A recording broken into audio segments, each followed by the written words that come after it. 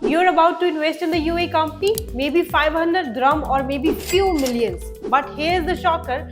Many investors in the UAE lose their money not because the business fails, but because they didn't do proper checks before investing. Today I'll give you the exact step-by-step analysis to protect your money and avoid becoming the next sad story.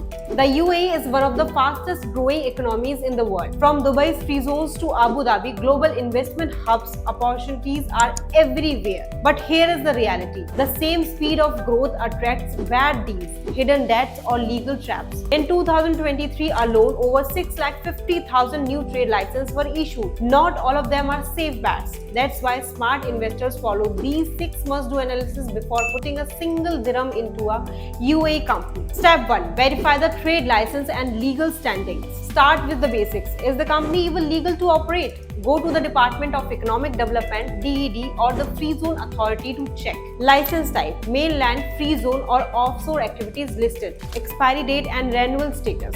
In Dubai, this is as easy as entering the company name on the DED website. Let's take a case study. In Sharjah, an investor lost 1.2 million dirham because the company's license had been expired for months and he only found out after a court case.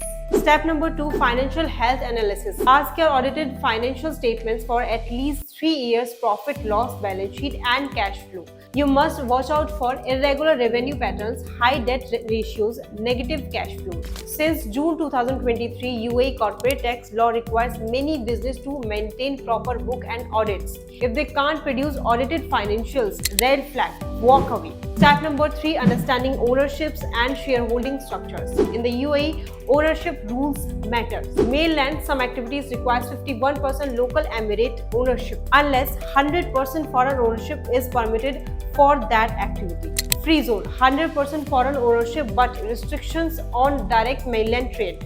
Review the Memorandum of Association (MOA) and shareholders agreement carefully. Step number 4. Compliance and regulator check. Some sectors in the UAE need special approvals. Central Bank of Finance (DHA) for healthcare, RTA for transport. Also check for compliance with anti-money laundering (AML) rules, economic substance regulations. Step number 5. Market and competition analysis. Even if the company is legal and profitable today, is the market growing? UAE's e-commerce sectors is booming. Project 42B dirham by 2026. While certain brick and mortar segments are shrinking, you have to check competitor market shares, industry growth trends, customer demand patterns.